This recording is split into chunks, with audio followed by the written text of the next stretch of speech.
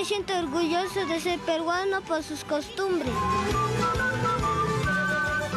Yo amo a mi patria porque nací aquí. Yo amo al Perú porque es un país alegre. Yo me siento orgullosa de ser peruana porque es el país más bonito del mundo. Yo amo al Perú por sus culturas y sus regiones.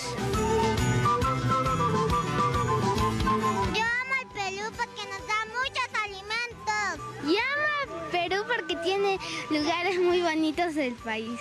Yo amo al Perú porque yo nací ahí. Yo amo al Perú porque tiene muchas ciudades bonitas. Yo amo al Perú porque hay muchos niños alegres.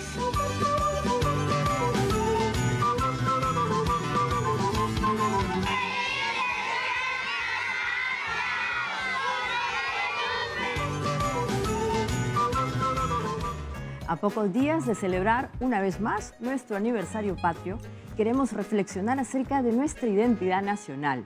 ¿Qué nos define? ¿Quiénes somos los peruanos? ¿Hacia dónde vamos como colectivo? Y esa diversidad que es el color que pinta nuestra identidad y que está en la comida, en nuestras historias, en nuestros sueños, ¿cuán importante es? ¿Nos acerca o nos aleja? Cuán importante es que nos reconozcamos y nos respetemos en nuestras diferencias para finalmente ser lo mismo, ciudadanos peruanos con derechos y deberes iguales. Así empezamos pensando en el Perú.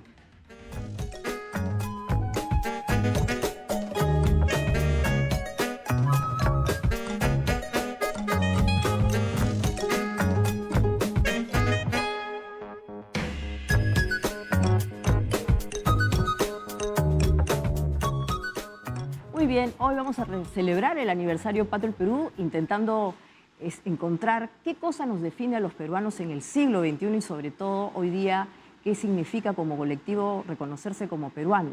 Y para eso hemos invitado a 3 personas vinculadas con la peruanidad, sea porque ellos mismos hablan de nuestras historias, de su propia historia, o porque obviamente también están intentando escudriñar ese tipo de misterios. Y está con nosotros entonces Miriam Salas, ella es historiadora de la Universidad Católica.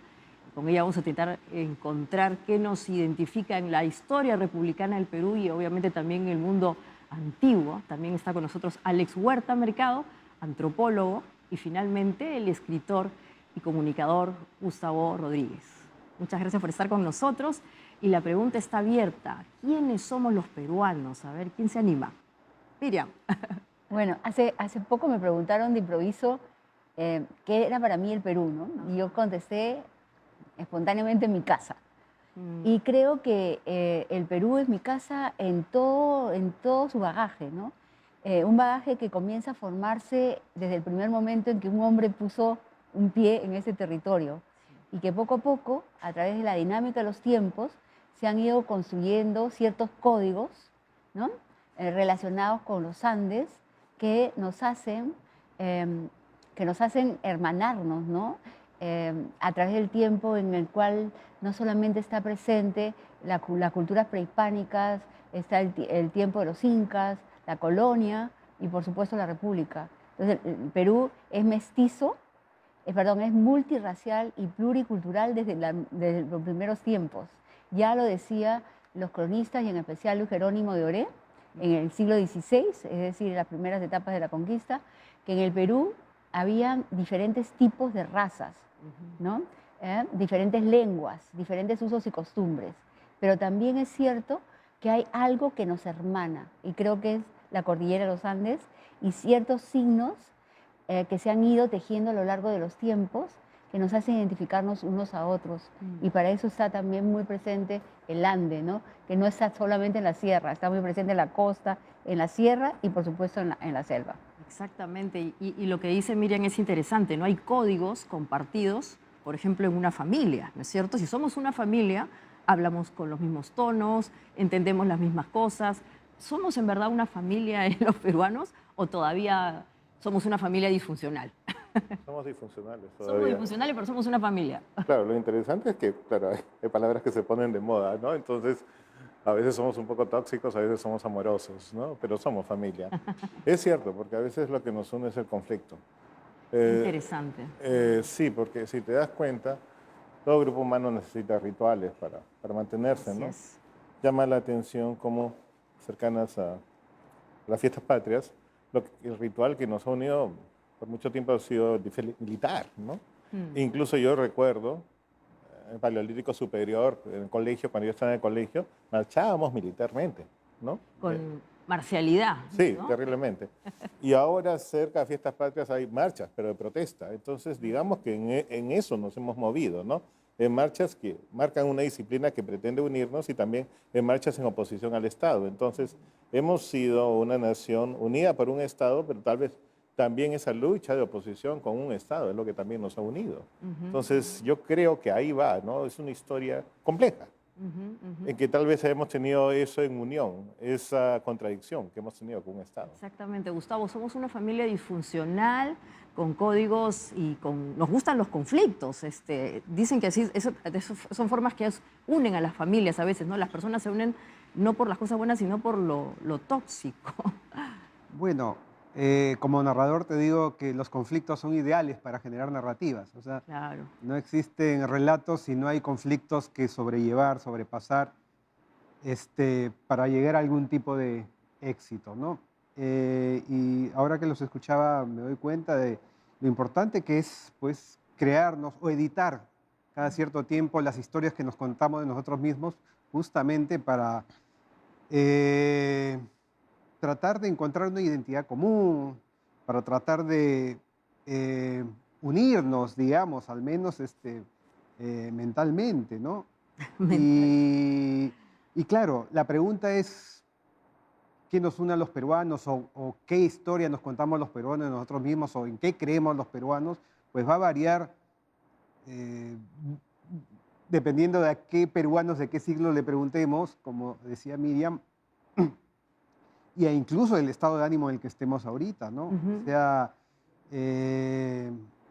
si estamos de buen humor, pues hablaremos de que estamos orgullosos de nuestra diversidad geográfica, de nuestra diversidad cultural, pero si estamos de mal humor, diremos pues que nos une la corrupción, que nos une el caos, nuestro poco respeto a las instituciones, ¿no? Entonces, digamos, como dijo Alex, ¿no? Entre el conflicto y lo bueno, alcanzable, digamos, que nos debatimos siempre, ¿no? Estamos en esa pugna y en ese vaivén desde que yo tengo uso de razón, ¿no? Claro, pero acá estamos llegando a la conclusión de que sí existe una identidad, un ser peruano, que lamentablemente hasta ahora tiene más lados vinculados con lo tóxico que con las cosas positivas. Los conflictos, las crisis, como tú has dicho, eventualmente muchas personas, distintas generaciones, tienen como elemento común vivir en crisis, ¿no? Sentir que este es un país en donde no hay una perspectiva de futuro y que cada cierto tiempo hay que reeditar la historia. Dale, Pero sí. mira cómo se puede matizar eso para sobrevivir, porque no puedes, o sea, psicológicamente no puedes tener una historia de crisis permanente, sino con lapsos. Dice, se sufre pero se goza. O sea, ese tipo de frases que ponemos en nuestros relatos, que corren, ¿no?, como reguero de pólvora, pues nos hacen creer que a pesar de todo es posible y hay esperanza y seguimos. Y ese es el otro lado, más bien vamos ahora a lo positivo. Una sociedad resiliente, el peruano es esforzado, es un emprendedor nato, ¿no? Hay estas historias de cada vez que inmigra o va a un país extranjero, un peruano se forra de plata, porque es el que empieza el negocio, le va muy bien. Entonces, hay elementos también positivos que nos identifican, pero que a veces están vinculadas, lamentablemente, con este aguante, ¿no? Y el aguante a veces tampoco es muy bueno, Miriam. Mira, yo lo que quisiera sí agregar es que hay ciertos patrones de comportamiento en el peruano, ¿no?, que vienen desde muy, muy lejano tiempo. Por ejemplo, la religiosidad, que es algo que me parece que sería importante tratar. Y antes de eso quisiera decir en qué familia no hay conflictos, ¿no? En qué país no hay conflictos, ¿no? Y yo creo que la dinámica es justamente la lucha de los contrarios y eso es lo que hace que las sociedades evolucionen, ¿no? Y claro, o sea, el Perú milenariamente ha sacralizado, ¿no?, la naturaleza, la relación de los hombres, el cosmos. Y también en el presente seguimos viviendo eso y es maravilloso, por ejemplo, en la apertura del programa, ver esas danzas, ¿no?, que es una clara reminiscencia del Perú prehispánico y el Perú hispánico, ¿no?, relacionados, por supuesto, con la religiosidad que tiene su más potente representación con el Señor de los Milagros, que el otro día estaban comparando quién convoca más, el Señor de los Milagros o una marcha pacífica o no pacífica contra el gobierno, ¿no? Entonces yo sí pienso que el inconsciente social está más presente de lo que nosotros creemos. Nosotros estamos hablando acá, estamos construyendo, ¿no? ¿Qué pensar? Pero el inconsciente social es lo que se manifiesta sin pensar. Y eso es lo que está en las calles. Exactamente. Y vamos a volver para explorar un poco más este asunto de la religiosidad, que probablemente también está muy inmersa en nuestro día a día. La necesidad de los ritos, la religiosidad tiene que ver con eso. Así que no se vayan, esto es Pensando en el Perú, ya volvemos.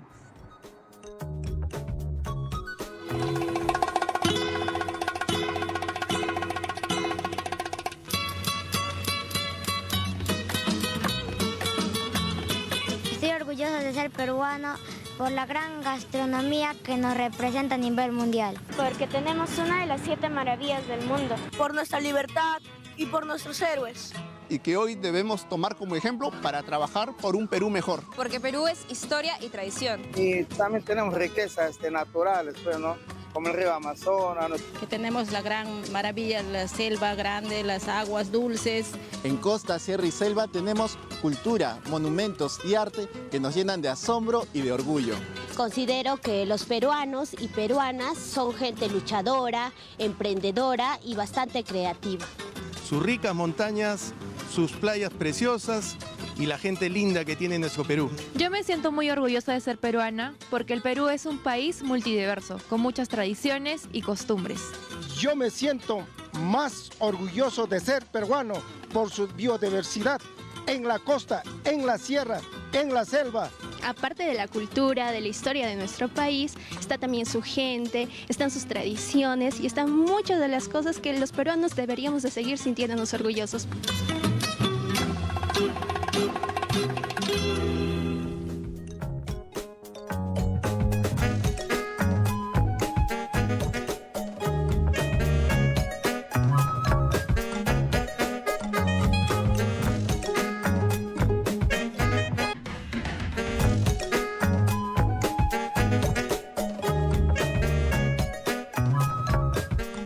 Explorando acerca de quiénes somos los peruanos, cuán patriotas somos, y queremos explorar también la religiosidad. Ahí tenías algo que decirnos, Alex. No, claro. Yo mismo me considero una persona religiosa y pienso de que en la colonia la religión fue toda una suerte de discurso que llegó, ¿no? Y yo creo que eso se transpira en nosotros, incluso en las personas que no son religiosas. Somos familiares, realmente tenemos la sobremesa, incluso veneramos a la madre. Somos muy, pero muy cariñosos, la bondad está por encima de todo, ya. Pero tenemos un sentimiento de culpa bien fuerte. En general en Perú. Somos bastante patriarcales y bastante machistas, que se transpira bastante eso. Somos muy conservadores en algunas cosas, como por ejemplo la población LGTB. Entonces, también tenemos esto de una corriente que transpira en el Perú, que tenemos una suerte de estructura muy conservadora que la religión nos ha brindado y que poco a poco estamos negociando, ¿no? Por un lado. Y por otro lado, claro, es una estructura que nos vincula, ¿no? Es cierto, el Señor de los Milagros es un discurso que nos une constantemente, pero es melancólico, es culposo, ¿no? O sea, sufrimos. En cambio, contrástalo como cuando clasificamos. Era nuevamente un discurso, pero gozoso. Es decir, ¿cómo no te voy a querer? ¿Cómo no te voy a querer? Entonces, era también algo que nos vinculaba, pero todos saltando, etc. Lamentablemente, no es permanente, porque no siempre ganamos, ¿no? O sea, ahí nuevamente veneramos a un tigre, a un jaguar, como en Chavín de Huanta, pero en este caso a Gareca. Pero el Señor de los Milagros sí es permanente y nos recuerda esta idea que tenemos siempre de culpa, de veneración al sufrimiento. Tú has dicho que somos emprendedores, pero es como decía la canción de Tongo, sufre, peruano sufre, que merecemos el sufrimiento, que tenemos que sufrir, porque si no podemos, ¿no? Claro. Ese es el problema. Y tal vez, Alex, en ese sufrimiento y en esta cuestión religiosa también hay un cierto pensamiento mágico, ¿no? Porque pensemos en otras sociedades que también son muy religiosas. Pienso, por ejemplo, en los puritanos, los protestantes. Noruega es un país donde hay una amplia masa todavía de gente protestante, que no es que vaya a la iglesia, pero sí tiene hábitos protestantes, ¿no? Muy trabajadores, ahorran muchísimo y siempre están pensando en qué va a pasar peor para prepararse. la religión a nosotros nos ha servido ¿para qué? Para ser colectivos, como tú dices, ser cariñosos, afectuosos, pero al mismo tiempo soportar. O sea, pensamos que lo que nos merecemos es lo que nos merecemos. Okay, del cielo. Claro, algo superior que ya es el destino a lo griego. Pero yo pienso que en realidad esa religiosidad no nos viene solamente de la época colonial. En el Perú prehispánico todo estaba sacralizado y existían cualquier cantidad de huacas, ¿no? ¿Ya? Donde la gente participaba masivamente de los rituales que incluían danzas, ¿no? Cantos, música, ¿no? Plumas, etc. Y donde también había una jerarquía, ¿no? Una jerarquía teocrática donde el pueblo, ¿no? tenía que obedecer los designios de esa jerarquía. Existían los sacrificios humanos, ¿eh? Y por supuesto todo el mundo también tenía que obedecer. Pero quedémonos también con el ritual de la danza, de las plumas, ¿no? Que está presente en lo que tú has presentado al principio del programa. Y luego pasamos a la época colonial en que se nos presenta la imagen de Cristo, Cristo bondad, Cristo amor, ¿no? Donde la gente puede ingresar al templo, donde Cristo nace en un pesebre, que se busca la igualdad. Ahora, ¿quién hace la desigualdad? ¿La religión o los hombres? ¿No? Desde que existe historia, se consolidan sociedades. Estas sociedades se consolidan y dentro de ellas hay contradicciones. Y la pugna por los que no están arriba, por subir, es lo que hace que cambie de una sociedad, de un modo de sociedad a otro, ¿no? Entonces, ¿qué pasa? Que constantemente la humanidad está en este movimiento que definitivamente al final nos lleva a cosas más positivas, ¿no? Sí. Pero de todas maneras, Gustavo, no sé, tú ahora estás viajando mucho por el tema de la novela, estás viendo distintas realidades. Por ejemplo, en el caso de una novela y que haces ficción, no hay nada más universal que la literatura. O sea, alguien de distintas partes del mundo lee tu libro y conecta emocionalmente. ¿Por qué no podemos conectar entre peruanos a ese nivel, por ejemplo? O sea, ¿por qué un nicaragüense o un costarricense conecta con tu novela y no necesariamente un peruano, no sé, de otras partes? ¿Qué elemento es lo que justamente no nos ayuda a conectar emocionalmente? Bueno, yo creo que hay desconectores pues, seculares en nuestra sociedad, ¿no? Para mí, una emoción, bueno, más que una emoción, es una lacra que nos desune, es el racismo, ¿no? Que tenemos. Para mí es la columna vertebral de todos los males que tenemos. Ese racismo asociado al clasismo, como una trenza, como ocurría en la Sudáfrica del apartheid, ¿no? Yo creo que ese es nuestro gran pecado original, ya que estamos hablando de religiosos. De religiones y esto, ¿no? Yo creo que es nuestro principal motivo de desunión, ¿no? Lo vemos en todo momento, ¿no? ¿Y tú crees que en algún momento podamos superar esta lacra que has calificado como, no sé, pues una espada de Damocles que nos atraviesa cada cierto, constantemente? Honestamente no lo sé. Cuando nos va bien, cuando progresamos, inmediatamente también añadimos al discurso algunos relatos, pues, que transforman la precariedad en motivo de orgullo. Como por ejemplo, tenemos un Estado que siempre ha estado abandonando a su ciudadanía sin dotarle de servicios o de sostén. Entonces, ¿cómo relatamos eso de manera positiva? Somos emprendedores, ¿no? Resistentes. Cada peruano es un empresario en potencia y mira cómo nos levantamos. Pero lo que esconde ese relato es precariedad, ¿no? Una precariedad colectiva, un Estado que no se hace cargo, ¿no?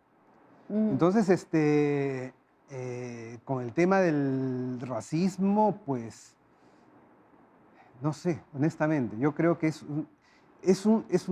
fue un hecho fundacionalmente tan impactante para el Perú, tan violento para lo que más adelante se llamaría Perú. El choque de dos mundos, ¿no? Sí, que hasta ese trauma no sé hasta cuándo nos va a acompañar, ¿no? No lo sé. Ajá. Y sin embargo, hoy día, a pesar de que existen estos elementos, también, como has dicho, hay algunas cosas que nos enorgullecen, ¿no? Y ahí aparece esta cosa que es el patriotismo. O sea, ¿somos patriotas los peruanos o de vez en cuando o cuando nos conviene? Porque también es cierto que últimamente en el Perú hay un pragmatismo que linda, no sé si están de acuerdo, con lo cínico, ¿no? La realidad es tan dura que a veces tenemos que hacernos los locos, ¿no? Y entonces hay un cinismo que se parece al pragmatismo. ¿Esto es así o ustedes creen que estoy exagerando? No sé, Alex. O sea, también yo diría que lo hacemos en comparación con otros países a veces. O sea, nuestra identidad, bueno, la identidad muchas veces necesita al otro para poder definirse. Exacto. O sea, la identidad por definición es yo me siento idéntico a mí mismo y totalmente distinto al otro. Ese es el punto. Entonces, muchas veces, lamentablemente, nosotros definimos nuestra identidad frente al otro enemigo constante. Y es ahí donde surge gran parte de nuestra identidad cínica. Eso es bastante común, ¿no? Y cada cierto tiempo aflora eso y se naturaliza en los medios, en el fútbol, etcétera, ¿no? Y eso es preocupante a veces, ¿no? Porque ocurre eso por un lado. Y por otro lado se naturalizan algunas características del peruano como la viveza criolla, la idea que podemos sacarle la vuelta a la ley y lo cual nos hace superiores, incluso cuando estamos fuera del país, ¿no? Entonces, algunas cosas, ¿no? Se hacen. Y esto, bueno, parte también de la historia peruana, ¿no? O sea, somos fruto de esta conquista, han pasado 2 siglos de la independencia y nuestra mentalidad sigue siendo colonial, ¿no? Entonces, por un lado, despreciar todo un grupo social basado en la etnicidad, en la raza, y al mismo tiempo venerar a aquellos que son criollos y que vencieron a las leyes independizándose, ¿no? Entonces yo creo que sí hay bastante cinismo en eso, ¿no? Y pragmatismo, y veneramos a veces el sacarle la vuelta a la ley y todo eso, ¿eh? Sí, me preocupa. A ver, Sí, Miriam. Yo quisiera agregar algo. Mira, el racismo en el Perú ahora no es solamente hacia unos y hacia otros, es en general, ¿no? O sea, hay racismo, lamentablemente, en todos los caminos. Pero a mí me parece que los peores problemas que tiene el Perú es la corrupción y la informalidad. La corrupción nace con la República. Bueno, ya existía en la época colonial, pero era una lucha contra el sistema colonial. Con la República todos somos iguales, todos somos ciudadanos, sin embargo la primera constitución del Perú no reconoció como ciudadanos a los analfabetos. Supuestamente esa primera constitución la hicieron los mestizos y algunos criollos, ¿no? Entonces ya, subimos, pero inmediatamente creamos diferencias, ¿no? Soy presidente, pero inmediatamente veo cómo, ¿no es cierto?, beneficiarme a mí. Entonces, tenemos que tomar conciencia de que el dinero que ingresa a las arcas del Estado en tiempos de crecimiento tiene que ser para servir a la población con los servicios básicos. Es impresionante cómo el Perú crece y nos llenamos la boca diciendo que el Perú ha crecido, ¿no? Y hay miles de personas viviendo en malas condiciones, con pésimos colegios, no mal alimentados, o que son víctimas de un incendio en Lima, ¿no? Porque la gente, su patrón lo había encerrado, ¿no? Claro, en algunos países el ser patriota o sentirse parte de una comunidad ciudadana es vinculada a pagar impuestos. Aquí nadie quiere pagar impuestos y por lo tanto es como que lo que objetivamente te uniría con tu Estado no funciona. ¿Por qué sentimos eso, Gustavo, crees tú? Por lo que dice Alex, tal vez somos cínicos, no vemos los resultados, porque alguien también decía acá, pero es el huevo y la gallina. O sea, no pago impuestos porque no me reditúa ningún beneficio, pero si no pago impuestos no va a haber beneficios. Entonces, al final... Bueno, yo podría comentar 2 cosas. La primera yo creo que tiene que ver con el germen de esto que llamamos Perú, ¿no? Este es lo suelto ahí como cosa mía, ¿no? Una de las primeras veces que en la historia apareció el nombre Perú fue un contrato. No sé si recuerdan cuando nos enseñaban, ¿no?, que 3 socios españoles en Panamá se embarcaron en esta aventura. No es casualidad que una acepción de aventura sea empresa también. Entonces el Perú aparece en un contrato como parte de una empresa que tiene que redituar. Es decir, nuestro país nació, digamos, en un inicio como parte de los sueños de empresarios, conquistadores, que tenían que venir a sacar recursos, ¿no? No como una tierra prometida en la cual todos íbamos a ser iguales y teníamos que crear instituciones donde todos íbamos a salir adelante, ¿no? Entonces ya en nuestro ADN como país, en nuestro relato fundacional, yo creo que nos acompaña eso. El hecho de que unos pocos van a venir a sacar recursos mientras la gran mayoría pues, va a tener que ser mano de obra para ello. Yo creo que algo ahí flota hasta ahora, creo yo. Y por otro lado, complementaría lo que dijo Alex, con el hecho de que todavía pues, somos una república adolescente, somos una sociedad adolescente que para cimentar su identidad está viendo que de afuera te den el espaldarazo, ¿no? Nosotros no nos terminamos de creer que éramos un país potencia en gastronomía hasta que no empezaron a decirnos los turistas, los extranjeros y salieron las revistas. Y con eso, Gustavo, vamos a volver, porque es importante lo que también decía Alex, nos comparamos contra quién, es parte de nuestra identidad. Así que vamos a seguir con eso, esto es Pensando en el Perú.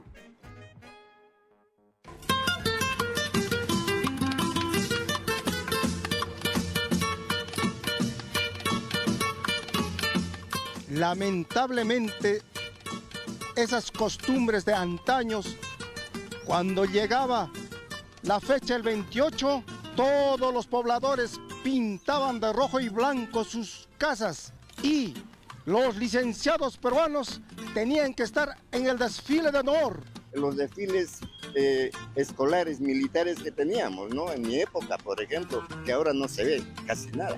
Esperamos a las fiestas patrias con unas ganas porque nuestros papás nos compraban las ropas, de toda la familia, las ropas nuevas para estar en las fiestas patrias. Es uno. Dos, es que también esperamos a las fiestas patrias porque tenemos que pintar las casas adentro, afuera. Y esperamos a las fiestas patrias muy bonito, con la casa limpia, con las casas pintadas. Las reuniones que tenía entre familia, con seguridad, que se cogía en su casa o en la casa de la prima, de un familiar, no hay eso. Cuando cantamos el himno nacional, ni se paran, no se paran la mano en el pecho.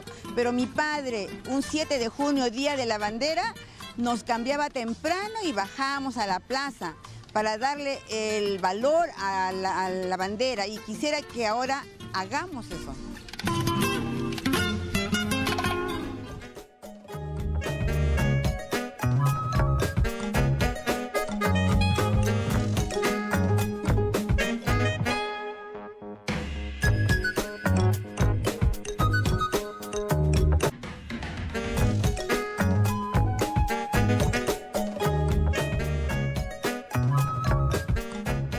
Muy bien, gracias por estar con nosotros pensando en el Perú y hoy pensando en nuestra identidad nacional. Ahí queríamos explorar cómo nos definíamos respecto de otros en lo global y una de las cosas que nos ha definido evidentemente en el mundo es la comida. ¿Cómo es eso de la comida, Alex? Bueno, es que claro, la idea de patria muchas veces nos obliga a embanderar la casa, eso de poner la bandera, si no multa. En el colegio nos obligaban a tener escarapelas, si no nos castigaban, al menos a mí en esos tiempos, ¿no? Entonces se imponía, ¿no? Pero, o sea, la comida es algo que siempre hemos tenido y que nos genera orgullo. Pero mira, o sea, otras ciudades aman su cosmopolitismo. O sea, París ama ser cosmopolita. Nueva York ama ser cosmopolita. Por ejemplo, las ciudades peruanas son cosmopolitas, tienen varias culturas, pero para nosotros, como hemos visto, era racismo.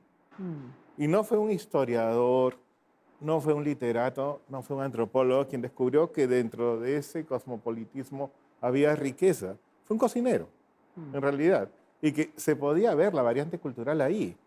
Entonces, era algo que pertenecía.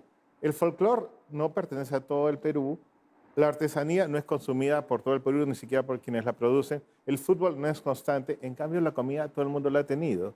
Y se le ha articulado estos discursos de que es ecológica, que es artesanal, hecha con las manos, algo que gustaba en el mundo, ¿no? Aquí no gustaba tanto, pero en el mundo. Que es responsabilidad social, que comiendo le estás ayudando a los campesinos, eso gusta en el extranjero. Entonces, ha articulado al Perú con lo global, un país que se sentía muy aislado, se ha sentido articulado con lo global. Entonces, ha hecho que, en general, creamos, como dice Gustavo, nuestra propia historia, al menos creemos esa historia y la unimos en el mundo.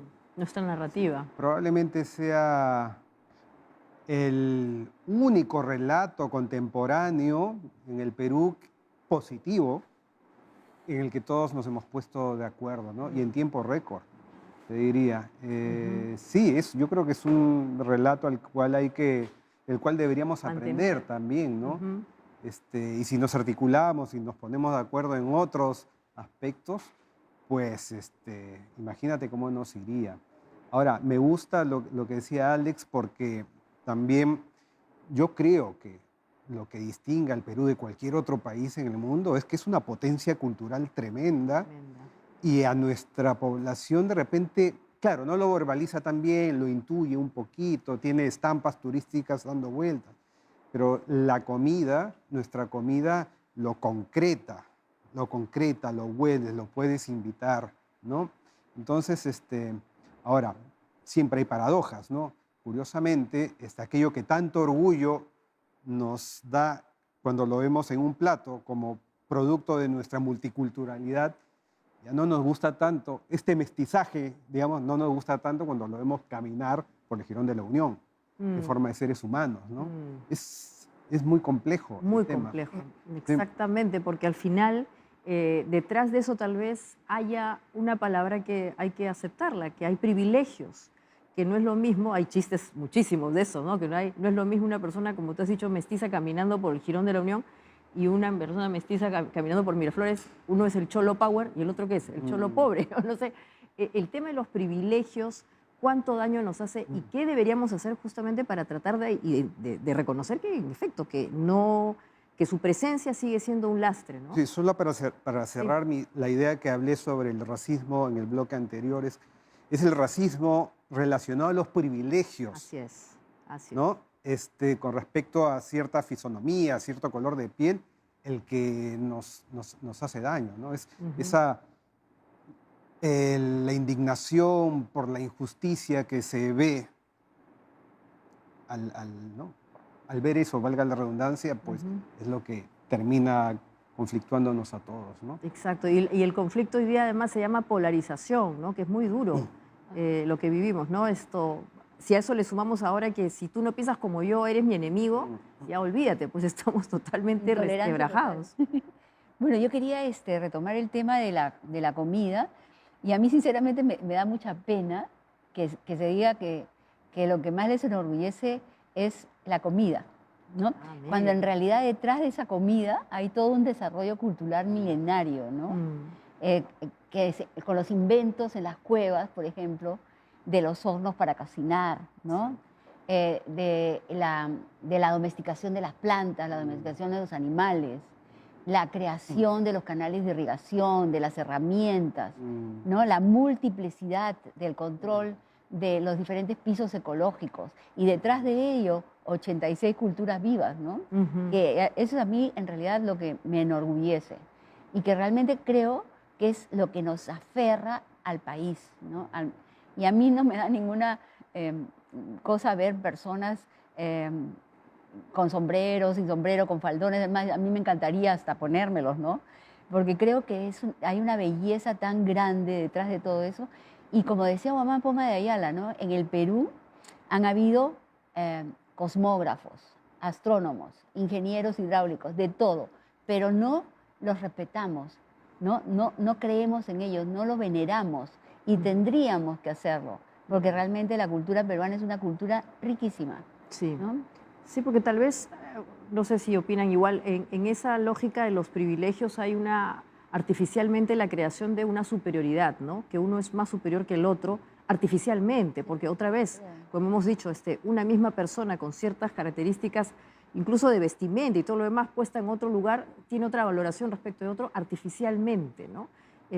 La comida misma, antes de que llegue Gastón Acurio y tenga el éxito y obviamente la narrativa de unir a todo el ciclo de vida, nadie quería comer peruano. La comida era fea, que no sé, que muy picante, no sé qué, y ni hablemos del pisco, que obviamente después cuando tuvimos el problema con Chile recién lo revaloramos, pero antes era una bebida de poca demanda, ¿no? Entonces, ¿cómo podemos hacer para justamente construir una ciudadanía en donde en verdad todos nos sintamos iguales, ¿no? O sea, esto suena medio complejo, pero, por ejemplo, el discurso de las constituciones que tenemos que cambiar y que todo el mundo cree que en un papel escrito aparecerán pues cosas que en verdad funcionen, ¿por qué sentimos que necesitamos escribirlo en vez de vivirlo?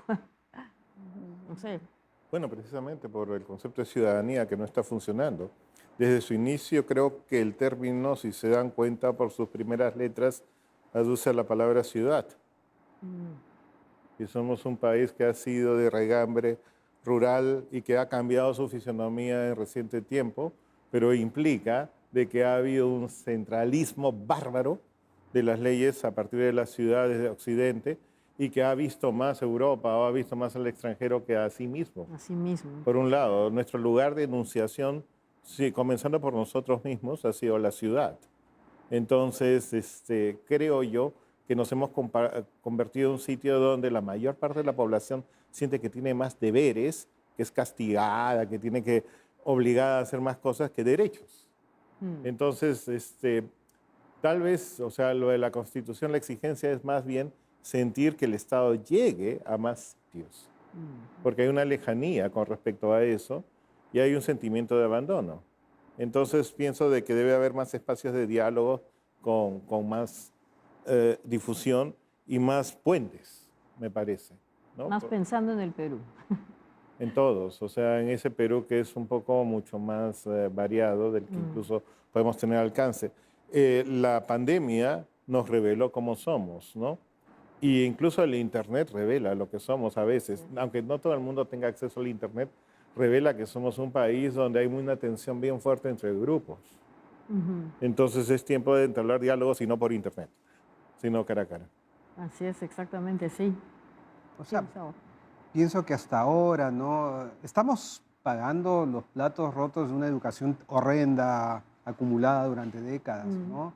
Individualista, sálvese quien pueda, paporretera, donde, digamos, se prioriza la nota e incluso para sacar esa nota hacer trampa y no importa porque la nota vale, así como con muchos políticos o funcionarios vale la maestría trucha, ¿no?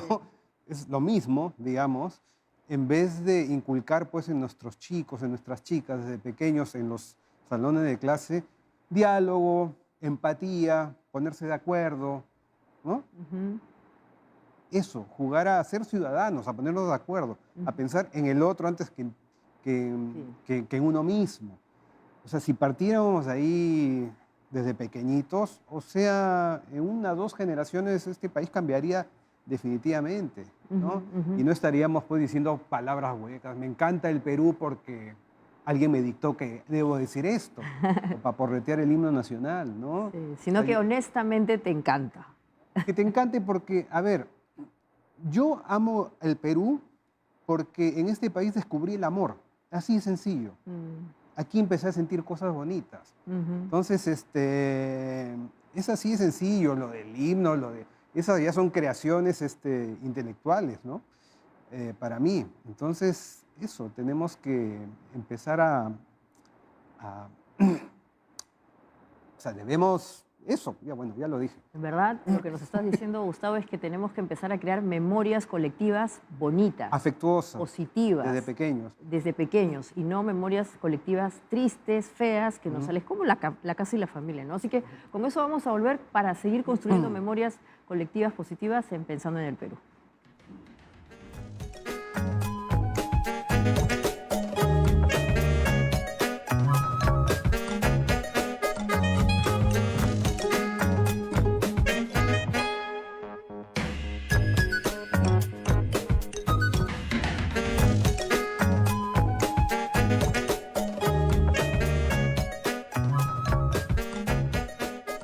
Muy bien, seguimos hablando de la identidad y ahora vamos a hablar del amor a la patria, que es en verdad el patriotismo, y deseamos que es importante construir colectivamente memorias positivas, bonitas, afectuosas, y no sé si ahí Miriam tiene algún tip o dato para yo creo compartir. yo lo que creo es que hay que tomar conciencia, ¿no?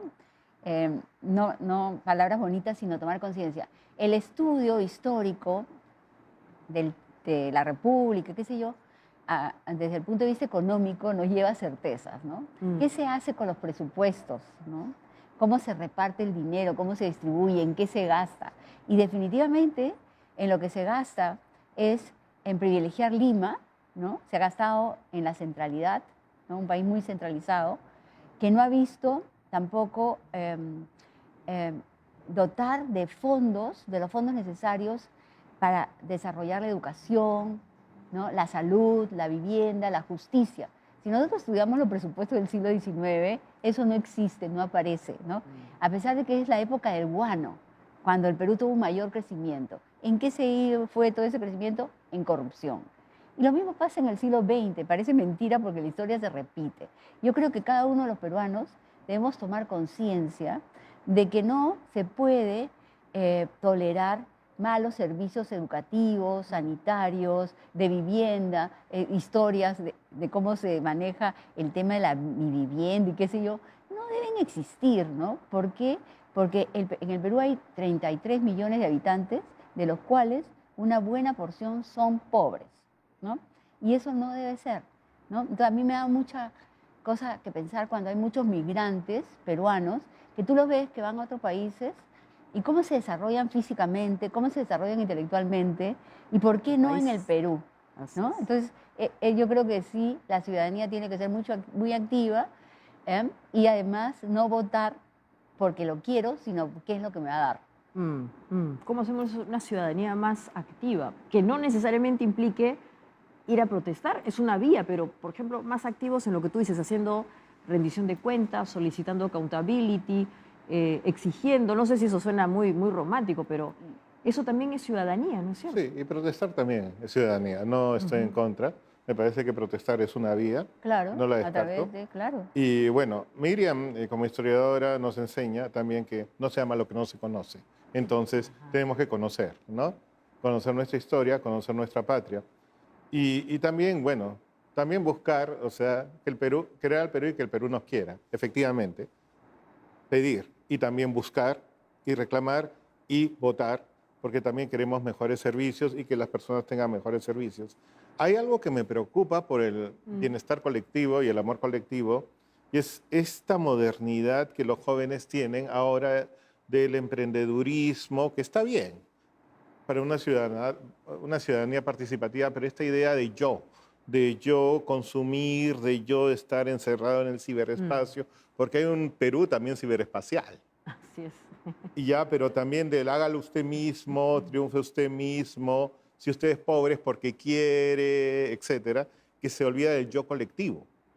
Y caemos en una sinfonía global que es, yo creo, un poco peligrosa para lo que necesitamos como nación, que es colectiva. Entonces, me asusta un poco ese discurso global.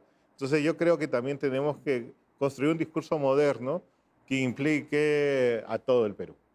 A todo el Perú en su diversidad, porque no es uno, son varios Perús. Exacto. Pero eso, ¿no? Porque, como decía Benedetti, hemos caído en una modernidad dolorosa. Entonces, una modernidad más adaptada que no crea en un yo solo que voy a triunfar, emprendedor. O sea, si me meto al internet y que veo cómo saco ganancias, sino que implique ya sociedad, ¿no? Eso creo. ¿Y cómo podemos construir lo colectivo, no? Hay, o sea, de la comida, pero cuando uno habla de colectivo, habla ya en verdad que lo que yo hago repercute directamente en Gustavo y lo que no dejo de hacer en Miriam. Lo típico es los impuestos, ¿no es cierto? O sea, en el Perú la presión tributaria es una de las más bajas. Está también el tema de la informalidad, que es una manera de sacarle la vuelta a los impuestos. O sea, ¿por qué? Porque no le vemos la lógica al Estado. Si fuese, todos acá seríamos unos átomos disparados y cada uno hace su vida. ¿Es imposible hablar de colectividad? No sé, Gustavo.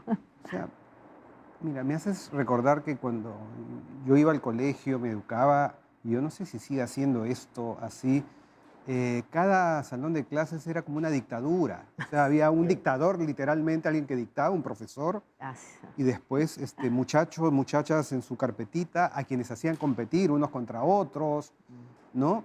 En vez de generar espacios de diálogo, ¿no? Hagamos cosas gregarias, para que ahí poner en juego, porque jugando es donde uno aprende, para poner en juego las repercusiones de ser solidario versus la de ser individualista. Entonces yo creo que todo nace desde esa raíz. De la escuela. La escuela, y obviamente yo creo que estos chicos que aprenden pueden interpelar en sus casas también a sus papás y se genera pues una corriente virtuosa. Pero mientras no ocurra eso, mientras no juguemos a ser republicanos en nuestros salones de clase, pues ¿cómo vamos a querer tener después ciudadanos? que respeten el tráfico, que paguen impuestos, que piensen en la colectividad en vez de uno mismo. Claro. Si todas las señales que le damos son piensa en ti, tú mismo eres, tú eres tu empresa, etcétera, etcétera, ¿no? Claro, pero en el fondo de eso está también el abandono, ¿no? Porque, seamos honestos, la gente se busca la vida sola porque ¿quién más se la va a dar, ¿no? Entonces, en verdad, hay un abandono, es como que el papá no está presente o la mamá no está presente, o sea, el hijo se va y hace su vida, ¿no? Entonces, es una situación de huevo y gallina, cómo construimos ese colectivo para que nos sintamos entre todos protegidos, ¿no? O sea, esa es la lógica. Lo que a mí me pasa te tiene que repercutir a ti, no puedo ser tan egoísta y pensar que no, como yo tengo mis privilegios y vivo en tal o cual lugar, no me importa nada lo que pase el otro. Tendríamos que tratar de generar esa solidaridad que en verdad hoy día no es muy fácil de tenerla, ¿no? Pero no sé si ustedes tienen ideas ahora que estamos ya... Además hemos descubierto esto, no estamos en el siglo XXI, pero seguimos teniendo tareas históricas en medio de la tecnología, la globalización. A mí me parece, por Miriam. ejemplo, lo que hablaba Gustavo, muy interesante porque sí, en el aula se practica ahora el aprendizaje colaborativo, Así es. que justamente... Lúdico, ¿no? Jugar. Claro, y yo también me acuerdo mucho como Gustavo, como alumna, que el profesor hablaba, tenía su grupito adelante y lo que pasaba con el resto no interesaba. Pero ahora, con el aprendizaje colaborativo, interesa a todo el mundo y trabajar en grupo, en equipo, y darles a entender al alumno que no solamente es el equipo, sino es el salón, es la universidad, es el país, ¿no? Pero con respecto a cómo lo logramos, ¿no? Yo creo que en el Perú existen muchos canales, cada ministerio es un canal, pero si ese ministerio se llena de burocracia, ¿no es cierto?, que no atiende los problemas de las mujeres, de los niños abandonados, ¿no?, de los niños en riesgo, o donde no hay puentes para que el niño llegue a la escuela, pero que en el ministerio se hacen unos gastos superfluos, ¿no?, que no tienen nada que ver con su verdadera función, estamos mal. Entonces, sí, los ministerios tienen que tomar conciencia, y el presupuesto, y los congresistas, y el Ejecutivo, de cuál es su verdadero papel, ¿no? Y, por supuesto, que enseñar a los alumnos cuál es la responsabilidad de cada una de esas instituciones para que ellos también sepan qué es lo que deben esperar, ¿no? Y qué es lo que deben dar como ciudadanos también. Sí, y yo creo que ahí has dado con una palabra importante, ¿no? Porque la ciudadanía también implica responsabilidad, ¿no? Uno es autónomo, pero al mismo tiempo es responsable, ¿no? Entonces, eso de que no queremos hacer las cosas como deben ser y las hacemos torcidas es porque no somos responsables. ¿Somos unos irresponsables egoístas o cómo es la situación? Bueno, o sea, definitivamente existe una necesidad también, ¿no? O sea, hay un desborde, como diría Matos Mar. Es decir, las leyes es como este vaso. La población ha crecido de tal forma de que algunas leyes fueron hechas desde afuera y no son hechas a medida de lo que la población puede hacer en cuanto a ciertas cosas. Habría que readaptar. Yo creo, usando la metáfora que Miriam y Gustavo han hecho, el Perú es un gran salón de clases donde el profesor necesita más ayuda, porque no puede abarcar a todos los alumnos que se copian, y el profesor también se copia de vez en cuando, y hacen bullying entre todos. Entonces, efectivamente, se ha perdido un poco el control y los alumnos necesitan, sí, un poco más de organización.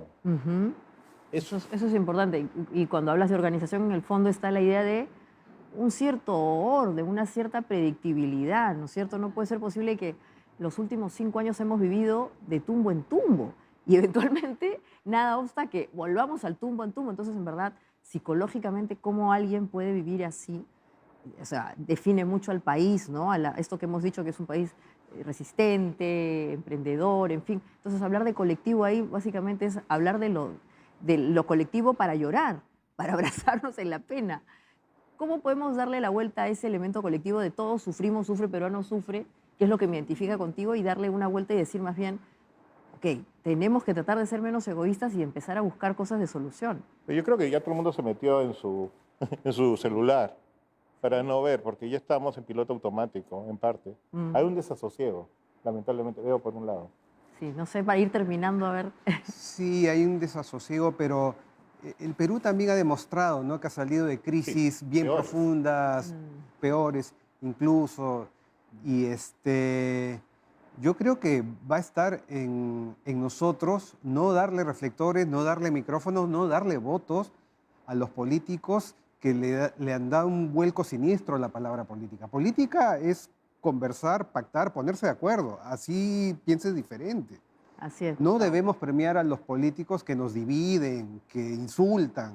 A esos no. O sea, mientras sigamos dándole pantalla a esos políticos, pues vamos a seguir con esta cantaleta. Exacto.